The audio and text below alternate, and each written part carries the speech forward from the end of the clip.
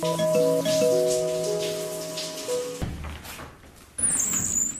너 때문에 못 살아. 빨리 들어와.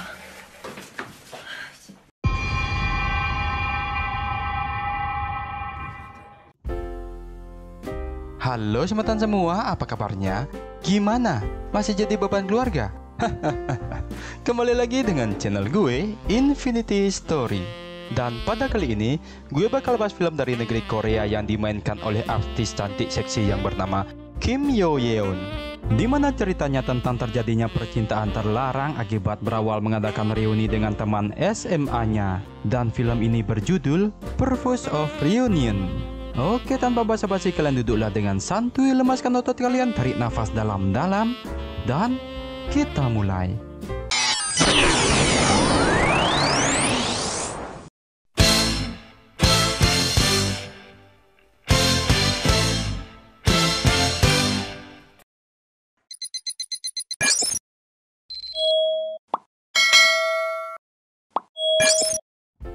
Di awal film kita diperkenalkan oleh seorang pria bernama Dong Chul, di mana dia bekerja di sebuah kafe dan sudah memiliki istri serta seorang anak. Namun akan tetapi mereka tinggal di luar kota. Bisa dibilang kalau Dong Chul ini adalah anak rantauan yang mencari nafkah di kota gitu ya cuy. Mirip kayak anak kosan gitulah pokoknya ya.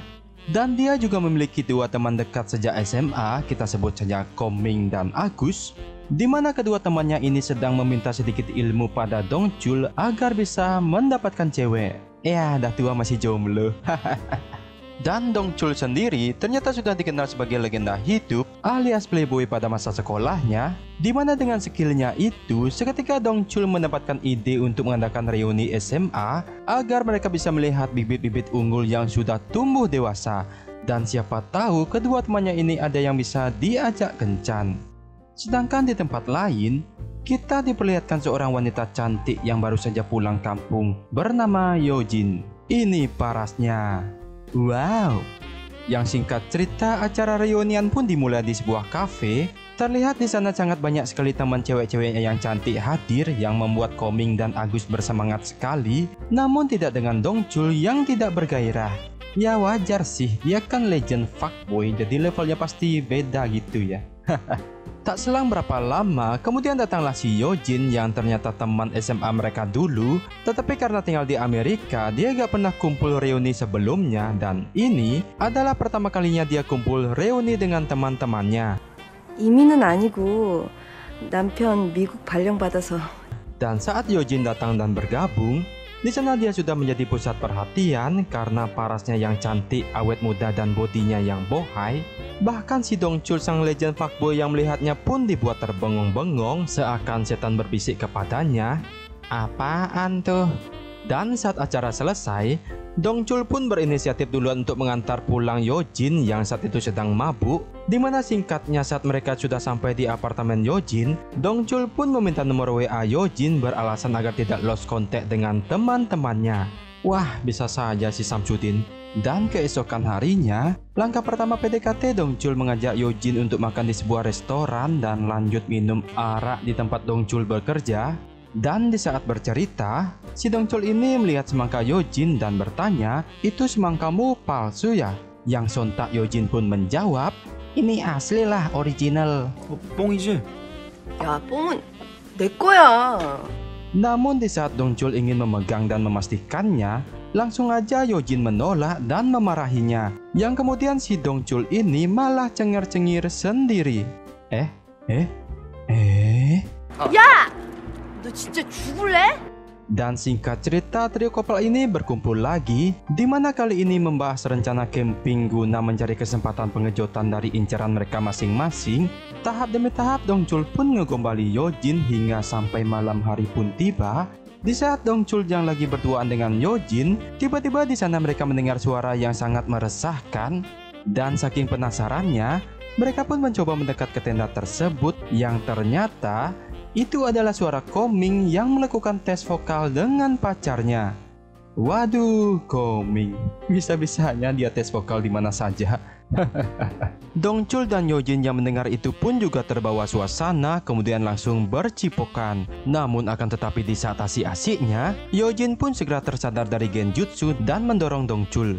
Di mana Yojin yang berpikir jika tindakan mereka ini benar-benar salah, kemudian Yojin pun memilih pulang. Dan Dongchul yang merasa bersalah pun segera menyusul Yojin ke rumahnya bermaksud untuk meminta maaf. Di mana Yojin yang takut mengganggu tetangga karena teriakan Dongchul yang memanggilnya, dengan refleks Yojin pun segera menariknya ke dalam rumah. 내가 너 때문에 못 살아. 빨리 들어와. Dan karena satu tindakan Yojin tersebutlah membuat suasana menjadi berubah, yang pada akhirnya mereka pun melakukan senam yoga bersama. Wih. Dan esok pagi pun sudah. Karena aktivitas senam yoga yang mereka lakukan kemarin, itu pun membuat perasaan mereka menjadi lebih kuat dan memilih untuk menjalani cinta terlarang tersebut. Hari demi hari pun mereka jalani layaknya orang yang lagi kasmaran, seperti sering membawakan Yojin makanan, nonton, shopping, dan pastinya juga senam yoga bersama. Dan di saat sedang jalan-jalan, Dongchul yang sudah tak tahan pun segera tancap gas dan kembali ke kontrakannya untuk melakukan senam yoga yang tertunda kemarin.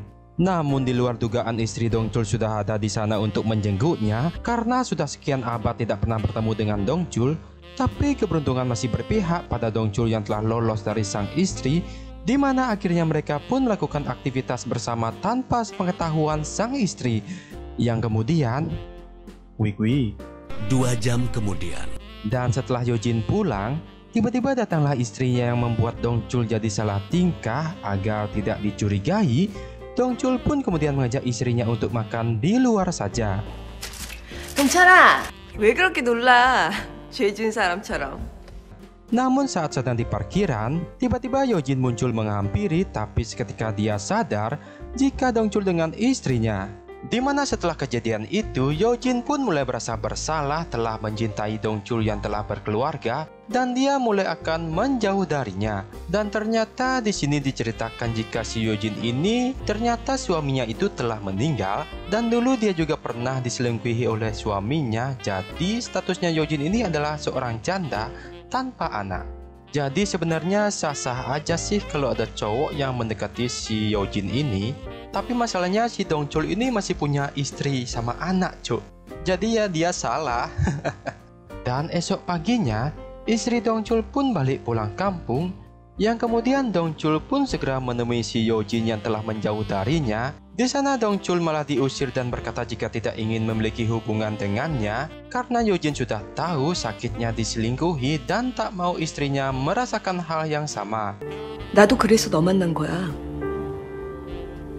대체 바람피는 게 얼마나 좋길래 그런가? 옆에 있는 사람 상처 줄 만큼 그게 그렇게 좋은 건지 나는 정말 모르겠다. Dongchul yang dasarnya memang egois, mendengar itu pun dia kesal dan memilih pergi. Dan singkat cerita, esok hari pun tiba. Dongchul yang saat itu berada di bandara pun menelpon istrinya dan berkata jika dia akan memilih tinggal di sana. Namun gak ada angin, gak ada hujan, istrinya berkata untuk meminta cerai darinya. Karena dia telah mempunyai cowok yang lebih perhatian darinya di kampung. Fix, ini sih yang namanya karma maksudnya. Dongchul pun merasa sangat terpukul dengan keputusan istrinya dan baru tahu gimana rasa sakitnya diselingkuhi. Dan keesokannya, Dongchul yang sedih pun kembali menemui si Yojin dan curhat tentang sakitnya diselingkuhi pas lagi sayang-sayangnya sambil melakukan senam yoga. Yaelah, masih saja nih bocah begitu. Dan setelah curhat dalam pelukan si Yojin, Dongchul pun mulai mengerti banyaknya penderitaan di dunia ini. Kemudian dia pun memutuskan untuk bertobat dan mencari kitab suci ke barat. Tamat, sungguh ending yang membagongkan. Nah, itulah film drama Korea yang cukup menarik untuk ditonton bareng pacarmu. Dan makna yang bisa gue dapat dari film ini adalah jika selingkuh itu hanya membawa penderitaan setelah kenikmatan. Terima kasih.